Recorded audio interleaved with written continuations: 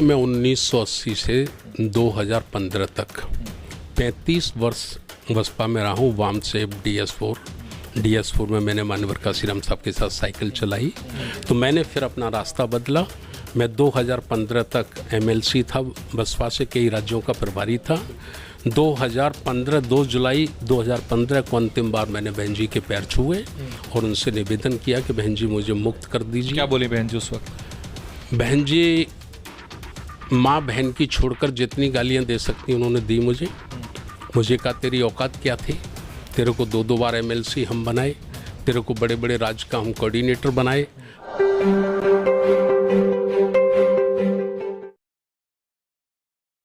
26 नवंबर को दिल्ली में अंबेडकरवादियों और बौद्ध धर्म के अनुयायियों का बड़ा जमावड़ा होने वाला है। बहुत संगीन मुद्दे हैं, उन मुद्दों को लेकर सड़कों पे उतरेंगे, लेकिन उससे बड़ा सवाल ये है कि बहुजनों की राजनीति कहाँ जा रही है और बहुजनों की राजनीति की दिशा क्या है। सर, मेरा सीधा सा सवाल है, बहुजनों की राजनीति कहाँ जा रही है? क्योंकि जो पार्टियां हैं जो बहुजनों की नुमाइंदगी करती हैं वो आंकड़ों में कमज़ोर हो रही हैं, उनको अलग थलग छोड़ा जा रहा है, और अगर विपक्षी एकता बन भी रही है तो वो उन पार्टियों को साथ लेके नहीं चल रही।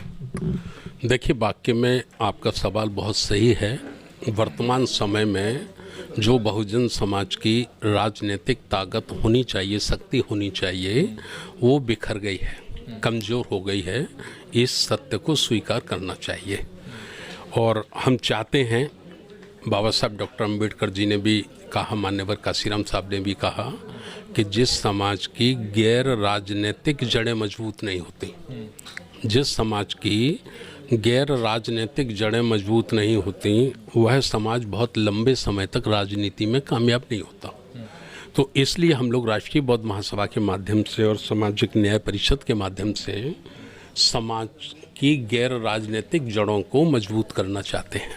अगर गैर राजनीतिक जड़ें मजबूत होंगी तो राजनीति भी निश्चित रूप से हम लोगों की मजबूत होगी। आप कह रहे हैं कि राष्ट्रपति महोदय को ज्ञापन देंगे आप, लेकिन वो तो खुद पीड़ित हैं, उनको तो खुद नहीं बुलाया गया जब सारा का सारा उद्घाटन हुआ सदन का, तो कैसे आपकी मांग पूरी होगी? देखिए, संविधान का जो सिस्टम है वो सिस्टम ये है कि अगर सरकार से कोई सरकार के विरोध में है और सरकार उनकी बातें नहीं सुन रही है तो वो राष्ट्रपति को ज्ञापन देकर अपना विरोध जाहिर कर दें, अपना विरोध दर्शा दें। तो ये संवैधानिक तरीका है। तो हम लोग संविधान को मानने वाले हैं, तो संविधान को मानने वाले हैं तो निश्चित रूप से राष्ट्रपति महोदया को ही हम ज्ञापन पत्र देंगे, उन्हें हम देना चाहते हैं।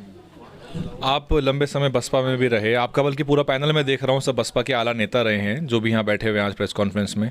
कब तक थे आप बसपा में, वहाँ क्या दिक्कत आई, कब आपका संबंध विच्छेद हुआ? देखिए, मैं 1980 से 2015 तक 35 वर्ष बसपा में रहा हूँ। वाम से DS4 में मैंने माननीय काशीराम साहब के साथ साइकिल चलाई। मैं अपने को खुश नसीब समझता हूँ, लेकिन बुद्ध धम्म पे काम करने का मेरा बचपन से ही मन था और मैं माननीय काशीराम साहब को भी निवेदन करता था कि साहब हमको बुद्ध धम्म के लिए काम करना चाहिए। तो वो कहते थे कि मैं करूँगा इस काम को और बड़े पैमाने पे मैं करूँगा, उनकी तमन्ना थी। लेकिन 15 सितंबर 2003 को जब उनको ब्रेन अटैक आ गया और 2006 में वो हमारे बीच से चले गए तो मैं बहुत विचलित होता था। मैंने आदरणीय बहन मायावती जी से भी कई बार निवेदन किया, तो वो मुझे कहती थी कि भाई अगर आप चाहते हो कि मैं बुद्ध धर्म पर काम करूं तो आप 272 सांसद जिता कर दीजिए। 272 सांसद आप जिता के देते हैं तो मैं प्रधानमंत्री के रूप में बुद्ध धर्म की दीक्षा लूँगी। मुझे ये लगा कि मेरे पास अब इतना समय नहीं है, मेरी उम्र भी होती जा रही है, अनेक बीमारियां भी लग गई हैं, तो मेरे जिंदा रहते शायद 272 सांसद जीतते मुझे नज़र नहीं आते। तो मैंने फिर अपना रास्ता बदला। मैं 2015 तक MLC था, बसपा से कई राज्यों का प्रभारी था। 2 जुलाई 2015 को अंतिम बार मैंने बहन जी के पैर छुए और उनसे निवेदन किया कि बहन जी मुझे मुक्त कर दीजिए। क्या बोली बहन जी उस वक्त? बहन जी माँ बहन की छोड़कर जितनी गालियाँ दे सकती उन्होंने दी मुझे कहा तेरी औकात क्या थी, तेरे को 2 बार MLC हम बनाए, तेरे को बड़े बड़े राज्य का हम कोऑर्डिनेटर बनाए, आज तेरी पहचान बन गई है तो आज तू बुद्ध धर्म की बात करने लग गया है। मैंने हाथ जोड़कर कहा बहन जी, जो आपने मुझे MLC बनाया ये कर्ज मैं और मेरा परिवार जीवन में कभी नहीं चुका पाएगा। आप तो चहेते नेता रहे होंगे ना, MLC बनाया आप। हम राइट हैंड रहे, हम बहन जी के राइट हैंड रहे, तो हमने कहा बहन जी ये कर्ज हम कभी नहीं चुका पाएंगे आपका, एक एहसान हमारे ऊपर और कर दो बहन जी। बोले क्या? हमें मुक्त कर दो, हमारा मन नहीं लगता, हम केवल और केवल धम्म का काम करना चाहते हैं। तो बहन जी ने फिर कहा ठीक है भाई चलो 10 दिन का मैं समय देती हूँ आपको, आप अपने घर परिवार में बात कर लीजिए, लेकिन काम आपको एक ही करना है। चूँकि हमने 2007 में ही राष्ट्रीय बौद्ध महासभा बना दी थी और मैं दिन में बसपा के कैडर चलाता था, रात को बुद्धिज़्म के कैडर चलाता था। ये पूरी सूचना बहन जी को मिलती रहती थी। तो बहन जी ने कहा भाई 2 में से एक ही काम करना है आपको, या तो आप बुद्ध धम्म का करिए या तो पार्टी का काम करिए, तो आप मेरे को फ़ोन करना। तो हमने उनको फ़ोन नहीं किया, बहन जी ने हमको पार्टी से निकाल दिया। कास्ट सेंसस पे एक सवाल है मेरा सर आपसे, इस विषय से हटके, कि कास्ट सेंसस जो है और ओबीसी की जो राजनीति का उभार है, उसमें हम देख रहे हैं कि जो नेता हैं, जो दल हैं, वो कहीं ना कहीं साहब कांशीराम को याद नहीं कर रहे इस मौके पर, क्योंकि उनका भी एक भूमिका है। क्योंकि इस चाहे मंडल की बात करें, चाहे हम ओबीसी आरक्षण की बात करें, तो बाबा साहब और कांशीराम साहब को दोनों को ही इसमें लगभग एक तरफ किया जा रहा है, दरकिनार किया जा रहा है। देखिए इसमें मेरा व्यक्तिगत सोचना ये है, ये मेरा सार्वजनिक नहीं है, व्यक्तिगत है। वो लोग ऐसा सार्वजनिक रूप से वो मान्यवर कांशीराम साहब का नाम नहीं लेते हैं, लेकिन व्यक्तिगत रूप से जब चाय पे बैठकर उनसे बात होती है, भूमिका तो है ना उनकी, तो मानते हैं।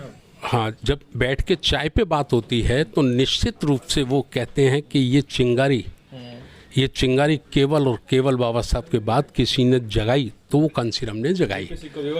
हाँ, बीबी सिंह को विवश किया।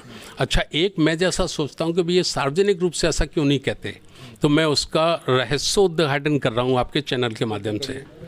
सार्वजनिक रूप से वो ये इसलिए नहीं कहते कि हम मान्यवर कांशीराम साहब का नाम लेंगे या बाबा साहब का नाम लेंगे तो कहीं ये क्रेडिट बहुजन समाज पार्टी का अकाउंट में ना चला जाए, बहुजन समाज पार्टी को इसका क्रेडिट ना मिल जाए। क्योंकि बहुजन समाज पार्टी बाबा साहब का नाम लेकर, और संस्थापक मान्यवर कांशीराम साहब हैं उसके, तो वो लेकर रहते, तो मुझे लगता है, मेरी आशंका है कि शायद इसलिए वो सार्वजनिक रूप से इसे कहने में कतराते हैं। लेकिन व्यक्तिगत रूप से आप बात करिए, नीतीश कुमार जी से बात करिए, नीतीश कुमार जी इस बात को मानते हैं, लालू प्रसाद इस बात को मानते हैं, मुलायम सिंह यादव सपा के लोग इस बात को मानते हैं, साउथ के लोग इस बात को मानते हैं। और मैं एक आपको बहुत पुरानी बात याद दिला दूँ। 1997 में लोकसभा चल रही थी और आज़ादी का स्वर्ण वर्ष मनाया जा रहा था। कांशीराम साहब की स्पीच चल रही थी लोकसभा में 27 अगस्त 1997 को। बार बार लोकसभा के अध्यक्ष ने कहा कि कांशीराम जी आपका समय खत्म हो गया, आपका समय खत्म हो गया।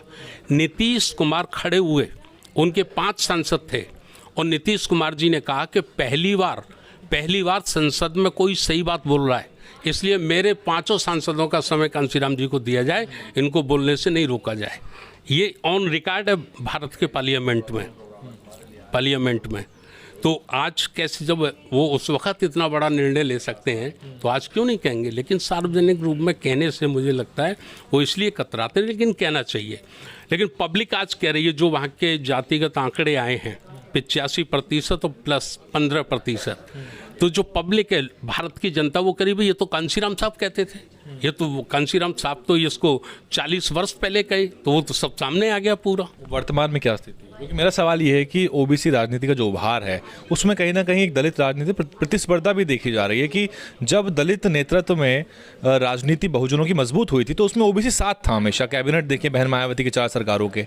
लेकिन अब जब क्योंकि ओबीसी जो है अपने आप को संगठित कर रहा है, जागृत कर रहा है और वो अपने अधिकारों के लड़ रहा है, तो वो दलित समाज को या दलित नेताओं को या उनके मुद्दों को साथ लेकर नहीं चल रहा उतने बड़े पैमाने पर। देखिए, मैं थोड़ा सा अपनी बात रख दूं कि ये पहला मौका है कि ओबीसी संविधान की बात कर रहा है। ये पहला मौका है कि ओबीसी का हर नेता, हर मंच पे बाबा साहब का फोटो लगाया जा रहा है। इससे पहले कभी नहीं हुआ ये। और इससे भी बढ़कर एक बात बता दूं, किसान आंदोलन है, जो किसान नेता हैं राकेश टिकैत के पहली बार मैं भाषण सुन रहा हूँ कि अगर इस देश में लोकतंत्र बचाना है तो संविधान को बचाओ, बाबा साहब डॉक्टर अंबेडकर के संविधान को बचाओ। तो ये जो किसान में ये मार्शल जाति है, जाट जाति, ये कभी बाबा साहब का नाम नहीं लेते थे। लेकिन आज बड़े पैमाने पे ये परिवर्तन देखने के लिए मिल रहा है पूरे देश में कि पिछड़ा वर्ग मोर्चा का बैनर देखिए आप, बाबा साहब का फोटो होगा, पहले नहीं होता था। बाबा साहब के संविधान को बचाने की बात वो कह रहे हैं, पहले कभी बाबा साहब का नाम नहीं लेते थे। तो ये परिवर्तन है, बाबा साहब की विचारधारा की स्वीकारता जो पहले ओबीसी में नहीं थी, अब बड़े पैमाने पर तेज़ी से वो आगे बढ़ रही है। और कई हमारे पढ़े लिखे प्रोफेसर और जो ओबीसी के पढ़े लिखे लोग आए, खास करके युवा साथी आए हैं, वो आज पेखर होकर बड़े ताकत के साथ मुखर होकर बाबा साहब का समर्थन कर रहे हैं। बाबा साहब आखिरी सवाल मेरा, अब दलित राजनीति आप कहाँ जाते हुए देख रहे हैं? आपकी मांग तो सारी वाजिब है, इसको लेकर सड़कों पे आप उतरेंगे ही, लेकिन आपको ये भी पता है कि बाबा साहब ने हुक्मरान बनने की बात कही थी, और आप अगर मांग करते हैं या आप एक तरह से अपील करते हैं, तो मांगने और अपील करने से तो मिलेगा नहीं, सत्ता में भागीदारी चाहिए या नुमाइंदे बिठाने पड़ेंगे आपको ऐसे। तो दलित राजनीति को कहाँ जाते हुए देखते हैं कि हाशिए पे नजर आ रही है वर्तमान में? देखिए, बाबा साहब ने कही थी हुक्मरान बनना। हुक्मरान बनने के लिए केवल राजनीति ही पर्याप्त नहीं है। हुक्मरान बनने के लिए आपका उद्योग में भी भागीदारी होनी चाहिए, आपकी ज़मीन पे भी आपकी भागीदारी होनी चाहिए, जो देश का एजुकेशन सेक्टर है उसमें भी आपकी भागीदारी होनी चाहिए, जो देश का सिस्टम है उसमें आपकी भागीदारी। वो सर हम समझ गए, सारी बात आपकी सही है, लेकिन अब जाते हुए कहाँ देख रहे हैं? भविष्य की दलित राजनीति कैसे नजर आ रही है आपको? देखिए, भविष्य तो मैं भी बसपा की तरफ मैं इशारा करूं सीधे तौर पे, तो बसपा जो है उत्तर प्रदेश में आंकड़ों के लिहाज से काफ़ी कमज़ोर हुई है। मैं इस सच को स्वीकार करता हूं निसंकोच। हमें ये सत्य स्वीकार करना चाहिए कि बसपा कमज़ोर हुई है, लेकिन हम आशावादी हैं, निराशावादी नहीं हैं। निश्चित रूप से रास्ते निकलेंगे और हमारा यूथ निकलेगा, हमारा युवा लीडरशिप निकलेगी, और दलितों की और बहुजनों की राजनीति भारत में निश्चित रूप से स्थापित होगी। उसमें कुछ विलम्ब हो सकता है, समय लग सकता है। एक निजी सवाल पूछ रहा हूँ मैं आपसे, क्योंकि आप लंबे समय तक बसपा में रहे हैं। बसपा को लेकर आपकी क्या मनोस्थिति है या क्या आपका उसकी तरफ रुख है? जब आपसे मैं वृत्तांत पूछ रहा था तो काफ़ी पीड़ादायक अनुभव रहा होगा आपका, तो उसको बताते बताते भी आप काफ़ी इमोशनल थे। क्या आपकी मनोस्थिति है? देखिए, मेरा व्यक्तिगत रूप से ये मानना है कि हम कहीं ना कहीं कुछ कमियां कर रहे हैं, कुछ गलतियां कर रहे हैं, और यदि नहीं कर रहे होते तो आज या तो हम सेंटर गवर्नमेंट में हुकूमत में होते, या तो हम बड़ी ताकत के साथ विपक्ष में होते, और हम गवर्नमेंट में भी नहीं हैं, हम विपक्ष में भी नहीं हैं। तो इसका हमको समीक्षा करना चाहिए, आत्मचिंतन करना चाहिए, हमारी लीडरशिप को करना चाहिए निसंकोच होकर। हम बाबा साहब के फॉलोवर हैं, सत्य को स्वीकार करना ही मानवता है, यही बुद्धिज्म है, ये हमें करना चाहिए। बहुत बहुत शुक्रिया धर्म प्रकाश भारती जी। DNN हिंदी को सब्सक्राइब करने के लिए दबाएं लाल रंग का सब्सक्राइब बटन और घंटी का बटन दबाकर ऑल नोटिफिकेशन पर क्लिक करें। चैनल को जिंदा रखने के लिए नीले रंग का ज्वाइन बटन दबाकर चैनल को आर्थिक सहयोग करें।